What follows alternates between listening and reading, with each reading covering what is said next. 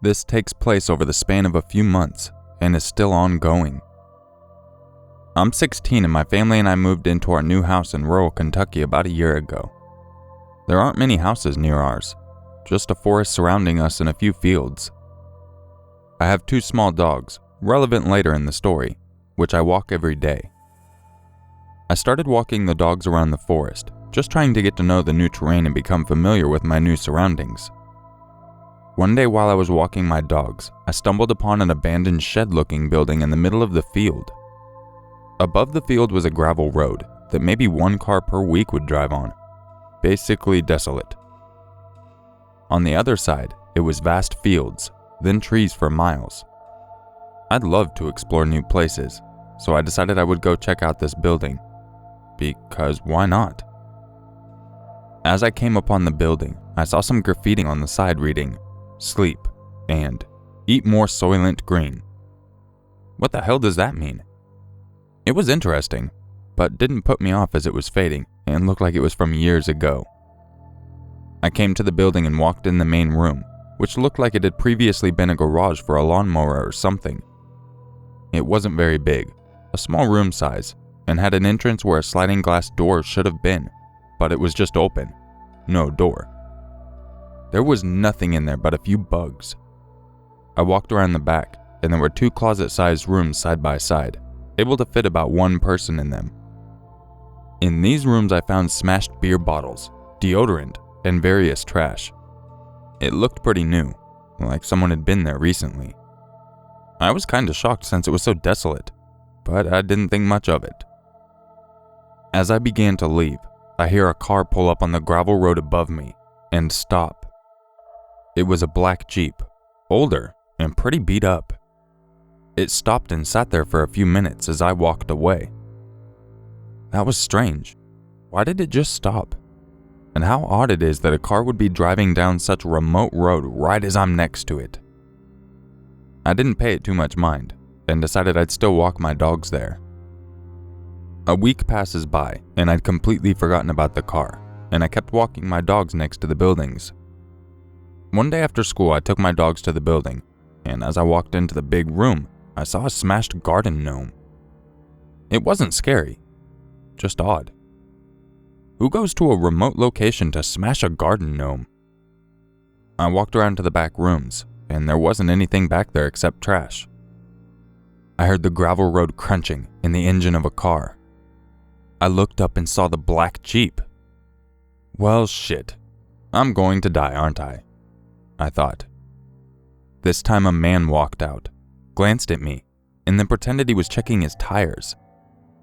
I took this chance to book it back home. I didn't tell my family about it, because it wasn't that weird. Or so I thought. A few more weeks had passed, and it was now summer break. I was excited for summer. I quit soccer and now had no obligations. My brother and parents had all gone to work for the day, so I'd have the house to myself. One afternoon, I walked my dogs over to the building as I did every day, and smelled smoke. Not like a fire, but like cigarettes. I decided I wasn't going to go to the building, and went back home. Again, forgetting about it quickly, as it wasn't odd. The next day, while my brother and I were driving home, we saw a man walking out of the woods and into the field next to our house. That night I stayed up in the living room on my computer talking to friends while my family slept. There are 2 French doors in my living room which point out towards the woods. They have above them a light which activates if there's movement. Out of the corner of my eye I see the lights turn on, then my porch lights turn on. Maybe it's an animal, I thought, since we did live next to the woods. I went back to mindlessly playing my games, when I hear a smash on my doors. My dogs start going ballistic, and I'm scared shitless. I ran to the door and looked out, but saw nothing. The lights were still on, so my yard was visible up to the tree line of the menacing forest. My dogs continued to growl and bark, so I woke up my brother and we took our pellet gun out to the back, with our dogs, to try to find out what was out there. The dogs took off to the forest, sniffing at the edge but never entering it. We pointed the flashlight and gun into the woods, trying to look threatening. Suddenly, the silence broke when the brush crunched and something, or someone took off running into the woods. My brother and I bolted inside, followed by our dogs. The next morning, I told my parents about it, but they shrugged it off and said it was probably an animal or my imagination. You know, like parents do. I took my dogs out again and decided I'd go back to the building.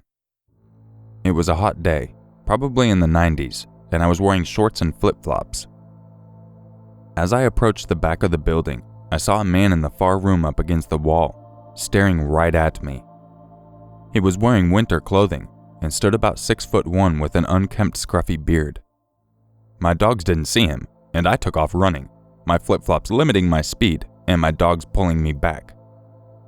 I kept running, and when I turned around I saw him standing there, just looking at me. I barged back into my house out of breath and told my parents everything. Now they were spooked too.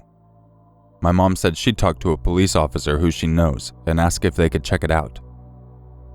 A few weeks had passed, and I began to forget about it, until one morning I saw a smiley face on my kitchen window, which was drawn in the condensation. I nearly screamed. "Who did this?" I asked my parents. They said it wasn't them, and my brother was confused as well. At this point, alarm bells were signaling everywhere. There's a crazy man in the woods behind my house, and now he's drawing on my windows. A few nights passed, and as I was walking back to my bed, my security light turned on. I ran to the window to look outside, and what I saw still gives me nightmares. The man that I had seen at the building was walking in my backyard, back into the woods. I ran back to my room and tried to sleep, but that proved to be a task. A few weeks passed, and summer was coming to an end. I decided to go back to the building. I brought a water, some gum, and wrote a note which said something to the effect of, "I'm peaceful, and I hope you are too." I also left a pen and paper for him to write back on. The next day I went back there was my note, ripped, and the water and gum were gone. I returned every day for a few weeks. Then one day I came back, and there were 3 blue bags in the building, stuffed with random items. A Yahoo drink, a phone book, and a few pill bottles which had the name Brenda Murphy on them. I knew the man's name probably wasn't Brenda, so my suspicion grew. He had to be a drug addict buying pills off this lady. I went around to the back and found jeans hanging from the ceiling and underwear. I went back home and told my brother about it, and he suggested I don't go back there anymore. But I was just way too curious, and I had to go back. I went back the next day, only to see it littered with graffiti. A skull which had the words, "Keep Out," under it, and a bunch of keep outs everywhere on the building. So someone had to have been there, and they had to have known that I was going there. The next day I went back with my friend to show her, and she thought it was strange as well.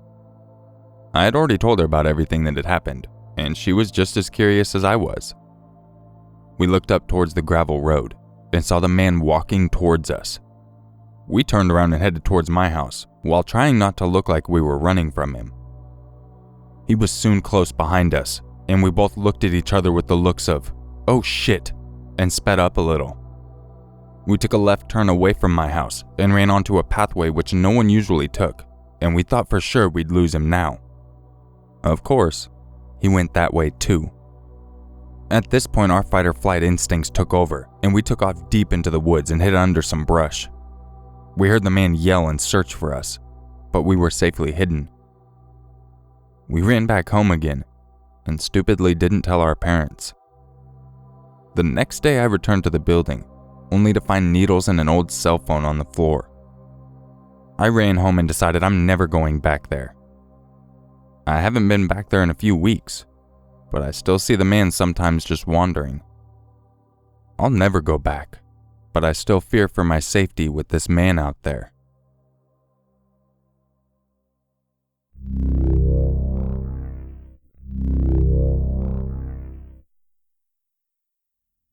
These events took place between 1997 and 2009. I'm 23 now. In the fall of '97, my mother took me, my sister, and my sister's boyfriend out to the movies in the neighboring town. My sister got to pick the movie, and the only showing we could watch was late at night, so we didn't manage to start on our way home until around 11 p.m.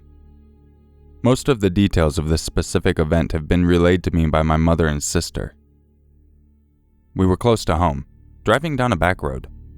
I was asleep in the front seat, and my sister and her boyfriend were in the back. A cop came up behind us and drove behind us for a while. Then, after about 5 minutes of following us, turned his lights on. My mother said she hadn't been speeding and was aware that he had been following us, but she pulled over. My mom and sister say a man came to the window and didn't ask for an ID or registration and started asking my mom where she lived, saying there had been a robbery nearby and her vehicle matched a description of the getaway car. He asked her to get out, and she said no. It was at this time that my sister's boyfriend leaned his head into the front seat to see what was going on. He was the local sheriff's son, and the man must have recognized him because he immediately got nervous and told my mom to go on home and walked back to his car. My sister's boyfriend said he didn't recognize that cop at all, and my mom drove around for about 20 minutes in circles to make sure that he didn't follow us home. Mom would later tell me that there had been reports a few months later of a man pretending to be a cop stopping and raping women in the area. For the next 11 years, nothing else happened, and everyone pretty much forgot. Or at least I did. Mom always remembered. But then weird stuff started happening at home. My mom and dad had gotten a divorce in 2002, and my sister went off to college the same year. In 2003, we moved to a house pretty much in the middle of nowhere, with only a couple of neighbors. The lock on our door was loose, and I, being a forgetful high schooler, would often lose my key and have to card my way inside after I got off the bus. One afternoon, February 2008, I noticed a car come to a stop in front of my driveway as I was at the front door.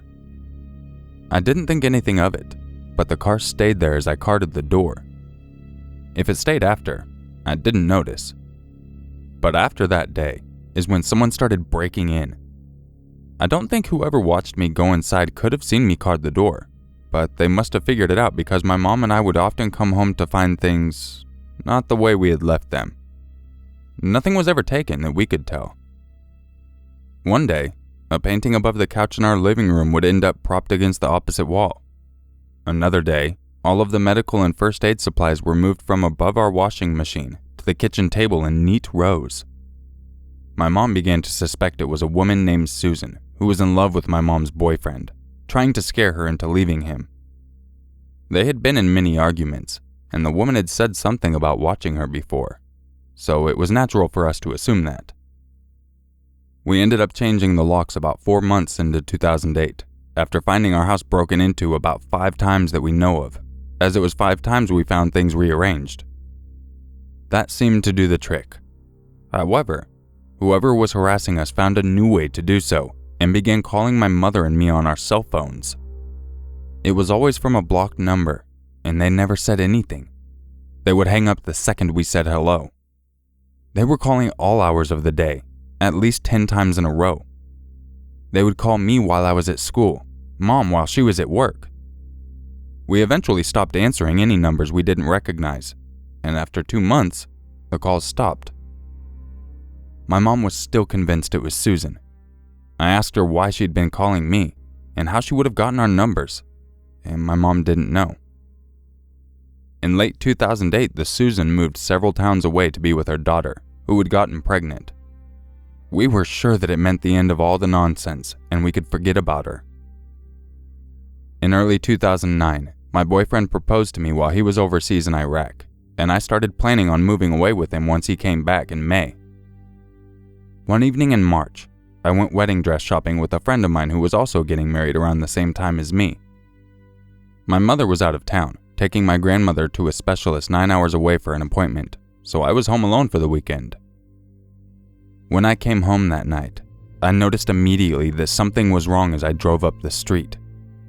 Every light in my house was on, even my mother's bedroom and bathroom lights, rooms that I have not been in since she has left. As I pulled into my driveway, I saw the front door was wide open. I started to panic and called my friend's fiance, who lived 5 minutes away, and told him I was too afraid to go inside. He showed up right away and went into my home, checking the rooms for me. After 10 minutes, he came back out. He told me he had checked every room and closet, and there was nobody in there, but that I needed to see my room. I followed him back in and went to my room. It had been ransacked. My drawers had been emptied onto the floor. My closet had all the coats and shoes removed. My vanity was covered in spilled makeup. On my bed was my underwear. I checked my mother's room, and it was the same. My friend's fiancé hid his car in our pasture and stayed awake in the living room all night, hoping whoever it was would come back. But they never did. I cleaned up the rooms and acted like it hadn't happened, but I didn't leave the house anymore. When I told my mom, she again blamed Susan.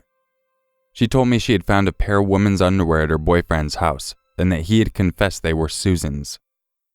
She had confronted Susan, threatening to expose her to the church she was a pastor at, and she assumed it was the woman's counter. While my mother just seemed to get angrier, I became intensely paranoid. On any given night, a noise outside or a glimpse of headlights would give me a panic attack. I was sure someone was after us, and my mom didn't believe me. It all came to a head one night in May, at 3 a.m. I was awake, waiting for a call from my fiancé. My mother had long since gone to bed. I noticed a flash of light through my curtains and quickly became anxious. I told myself it was probably just a car or somebody's porch light coming on. But I saw it again, and again, roving the yard. It was a flashlight. I climbed out of the bed and crept into the hallway connecting to the living room. There was a window right next to where the hall led into the living space, and I didn't dare move any further as the shades were up. I could see the flashlight moving around the back of the house. I waited for several minutes and eventually could see it in the front yard again. My mother must have seen it too, because suddenly she was in the kitchen next to the front window whispering to me across the room. She asked if I had seen it, and I nodded. She said that somebody had tapped on her window and she had seen the flashlight. She moved the front window curtains and pulled them back a bit and said that there was a car in our driveway with its lights off. She said she couldn't see the flashlight anymore. They must have seen her, because suddenly there was a knock on the front screen door. We didn't move for about 30 seconds, and again, there was a loud knock. I hear a man's voice yell, "Hello, is everybody all right? It's the police." Mom crept over to the front door and opened it part way, but left the screen door closed. From my vantage point, I could see it was just one man. My mom told him, "Yes, we're fine. Sorry we didn't answer. We were scared. We saw a flashlight in the yard and didn't know it was a cop." The man replied, "Yeah, I was just looking around to make sure everything was all right, just in case." That didn't make any sense. My mom got confused and asked, "Yeah, everything's fine. What's going on?" The cop seemed to get annoyed with my mom for some reason and told her, "We got a 911 call from here and there was nobody on the line, just a lot of heavy breathing, and we thought you'd had a break-in." My mom clearly wasn't buying this. She quickly asked him, "Y'all only send one guy for a break-in and walk around the yard for 10 minutes? And who called? I was asleep in bed." The cop sighed and said, "I was just being careful. Somebody called 911 from this residence on your landline, and we came to investigate." Both of us immediately knew that that was a lie. My mom told him, "We don't have a landline. We haven't had a home phone in 6 years." The man threw himself against the screen door and shouted at my mother, "Let me in, Teresa." He yelled at her, using her first name. My mom yelled and shut the door in his face. He banged on the door several times, and my mom called her boyfriend. She yelled at the man that she had called the police and that he better get out of here and leave her alone. It seemed to do the trick, because the banging stopped, and in a few seconds, we heard his engine start and he drove away. While we waited for my mom's boyfriend to show up, Mom asked me if I had remembered how she had been stopped by a man pretending to be a cop when I was little. She wouldn't say anything else, but I've come to suspect that the man who was at our door was the same person who stopped her that night. We relayed the whole thing to her boyfriend, and he advised we actually call the police and tell them everything that had been happening to us. We heeded him and found out there actually had been a call to our house from our home with nothing but heavy breathing. We never found out how that would have happened. I moved away at the end of June, and my mom never had any more break-ins or calls from blocked numbers. Whoever the man had been, or whatever his intentions were, he seemed to have gone.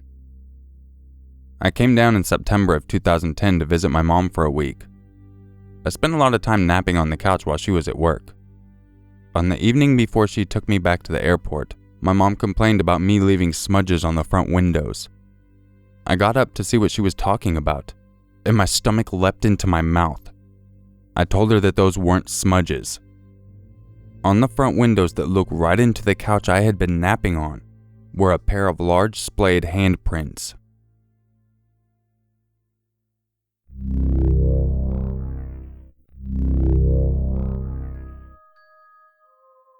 If you enjoyed this video, don't forget to leave a like, subscribe, and share it with your friends. And also make sure you hit that bell notification if you'd like to be notified anytime I upload or go live on any live streams. Speaking of, I'd like to thank everyone who joined me for my live stream for a few hours Sunday. I had a lot of fun chatting with you guys and listening to stories and chatting about them and all that good stuff. I plan on trying to do it a little bit more regularly, so make sure you hit that notification if you would like to catch the next one. And if you would like early access to all of my content, make sure you go check out my Patreon page. I have a lot of different perks over there for the different tiers, and it's a great way for you to support the channel as well as get cool perks. I'll catch you guys in the next video. And just remember, it's always scarier if it's true.